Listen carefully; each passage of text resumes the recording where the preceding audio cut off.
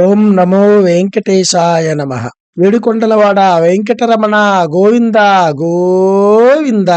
గుంజులావ గ్రామం, కోటబొమ్మాలి మండలం, శ్రీకాకుళం జిల్లాలో వేంచేసి ఉన్నటువంటి శ్రీ భూదేవి శ్రీదేవి సమేత శ్రీ శ్రీ శ్రీ వైభవ వెంకటేశ్వర స్వామి ముక్కోటి ఏకాదశి పర్వదిన ద్వార దర్శన ఏర్పాట్లను మీరు ఇప్పుడు చూస్తున్నారు. ఇంతకు ముందు వీడియోలో విద్యుత్ కాంతులు ఉన్నటువంటివి లేకుండా వీడియో పెట్టడం అన్నటువంటిది జరిగింది. ఇప్పుడు పుష్పాలంకరణ, విద్యుత్ కాంతులతో అలంకరణ అన్నటువంటిది పూర్తయింది కాబట్టి ఇంకో వీడియోని మీ ముందుకు తేవడం అన్నటువంటిది జరుగుతుంది. కాబట్టి భక్తులారా, హిందూ సాంప్రదాయంలో ఎంతో పవిత్రమైనటువంటి మాసము ధనుర్మాసము. ఈ మాసంలో వచ్చే శుక్లపక్ష ఏకాదశిని వైకుంఠ ఏకాదశి లేదా ముక్కోటి ఏకాదశి అని పిలుస్తారు. ఈ ఏకాదశికి ముక్కోటి ఏకాదశి అనే పేరు రావడానికి వెనుక ఒక ఆసక్తికరమైనటువంటి పురాణ గాథ ఉంది. పూర్వం క్షీరసాగర మదనం జరిగినప్పుడు అందులో నుండి హాలాహలం, లక్ష్మీదేవి, కల్పవృక్షం, రామధేనువు వంటివి ఉద్భవించాయి. చివరిగా ధన్వంతరి అమృత కలశంతో బయటకు వచ్చాడు. ఆ అమృతాన్ని పొందడానికి దేవతలు, రాక్షసులు పోటీ పడగా శ్రీ మహావిష్ణువు మోహిని రూపం ధరించి రాక్షసులను మాయ చేసి దేవతలకు అమృతాన్ని పంచాడు. ఈ అమృత పంపిణీ కార్యక్రమం సరిగ్గా ధనుర్మాస శుక్లపక్ష ఏకాదశి నాడు జరిగింది. ఆ రోజున సుమారు 3,000,000 దేవతలు అనగా 3 కోట్ల మంది దేవతలు భూలోకానికి దిగివచ్చి శ్రీమన్నారాయణుని దర్శించుకున్నారు. 3,000,000 దేవతలు స్వామిని కొలిచిన రోజు కాబట్టి దీనిని ముక్కోటి ఏకాదశి అని పేరు స్థిరపడింది.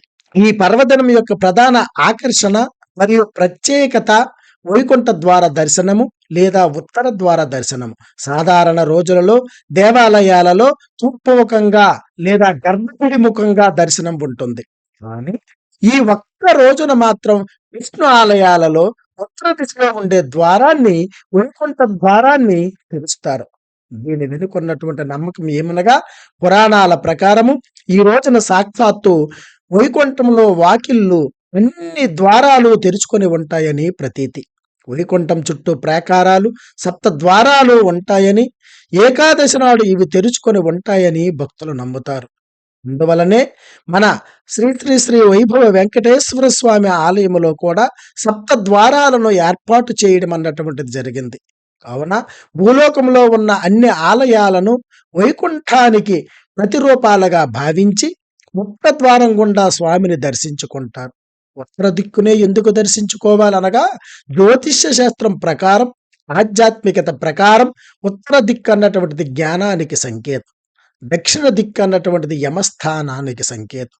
దక్షిణాయనం అజ్ఞానానికి, చీకటికి ప్రతీక అయితే ఉత్తరాయణం జ్ఞానానికి, వెలుగుకు ప్రతీక అవుతుంది. అందుకే అజ్ఞానమనే చీకటిని వదిలి జ్ఞానమనే వెలుగు వైపు, ఉత్తర ద్వారం వైపు నడవడమే ఈ దర్శనం యొక్క అంతరార్థం. ఈ ద్వారం గుండా వెళ్ళి స్వామిని దర్శిస్తే పునర్జన్మ ఉండదని, కైవల్యము లేదా మోక్షము లభిస్తుందని శాస్త్రవచనం.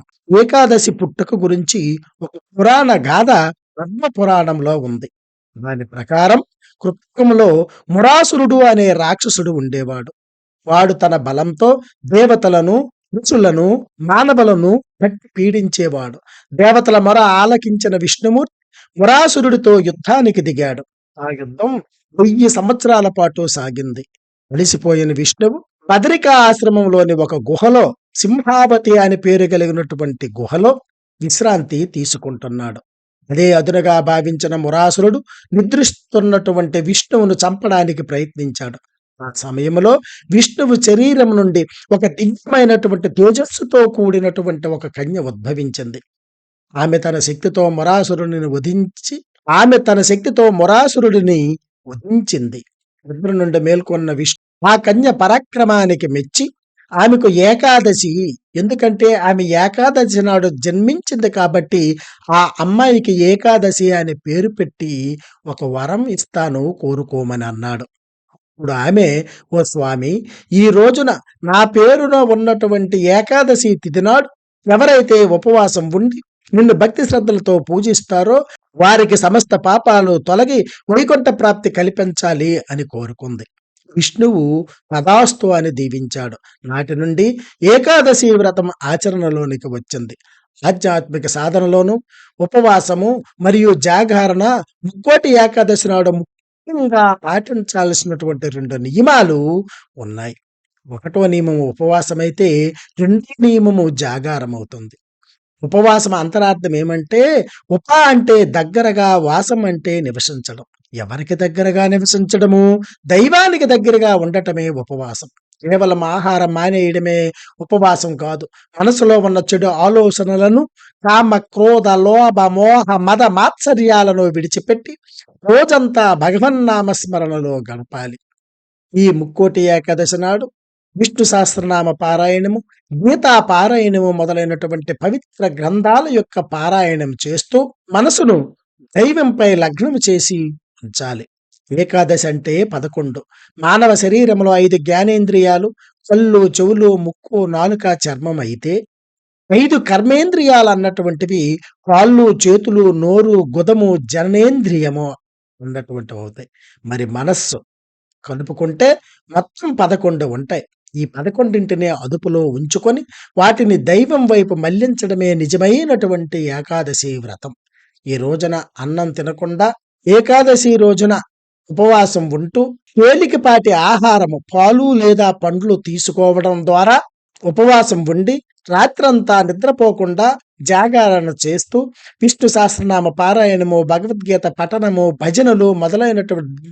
భజనలు, దైవనామ స్మరణలు మొదలైనటువంటి వాటి వల్ల మనసు అప్రమత్తంగా ఉంచి దైవ చింతనలో నిమగ్నమవుతూ ఉండాలి.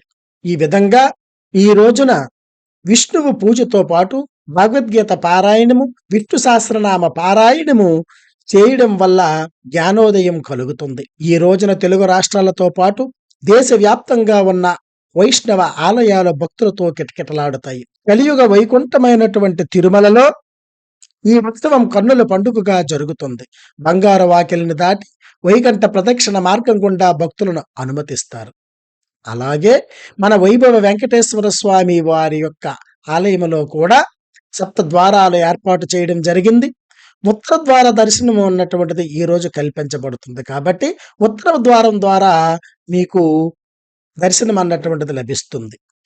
అలాగే భద్రాచలంలో సీతారామచంద్రస్వామి వారి ఆలయంలో వైకుంఠ ఏకాదశి వేడుకలు చాలా రంగరంగ వైభవంగా జరుగుతాయి. ఏకాదశి ముందు రోజు తెప్పోత్సవం జరుగుతుంది.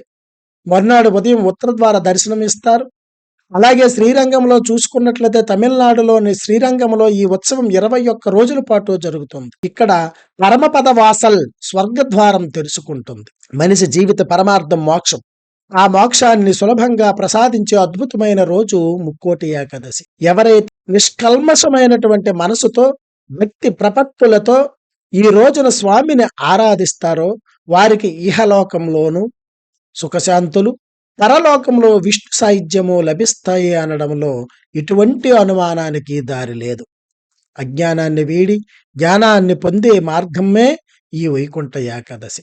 ఈ పర్వదినాన మనందరం శ్రీ శ్రీ శ్రీ భూదేవి శ్రీదేవి సమేత వైభవ వెంకటేశ్వర స్వామిని దర్శించుకొని స్వామివారి యొక్క తీర్థ ప్రసాదాలను స్వీకరించి ఆ స్వామివారి యొక్క కృపకు పాత్రులు కావాలని, అలాగే మనందరి జీవితంలో వెలుగులు నిండాలని కోరుకుంటూ ఉన్నాం.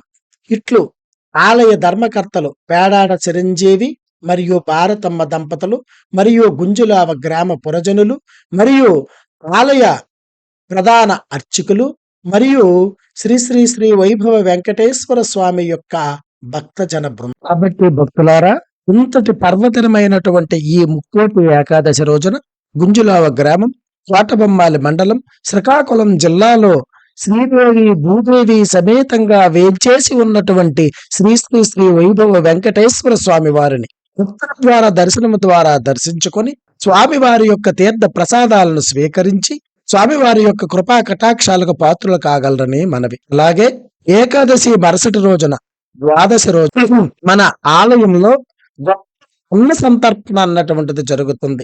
కాబట్టి భక్తులందరూ కూడా ద్వాదశి రోజున అనగా బుధవారం 31/12/2025 మధ్యాహ్నం 12 గంటలకి విచ్చేసి ఈ అన్న ప్రసాదాన్ని కూడా స్వీకరించి స్వామివారి యొక్క కృపా కటాక్షాలకు పాత్రులు కాగలరని మనవి. ఇంకొక ముఖ్య విన్నపం, స్వామివారి యొక్క ఉత్తర ద్వార దర్శనము, ముక్కోటి ఏకాదశి ఉత్సవాలు అన్నటువంటివి ఈ ఛానల్లో లైవ్ అన్నటువంటి వస్తాయి కాబట్టి ప్రతి ఒక్కరూ కూడా ఆ స్వామివారి యొక్క ఉత్సవాలను తిలకించి స్వామివారి యొక్క కృపా కటాక్షాలకు పాత్రులు కాగలరని మనవి.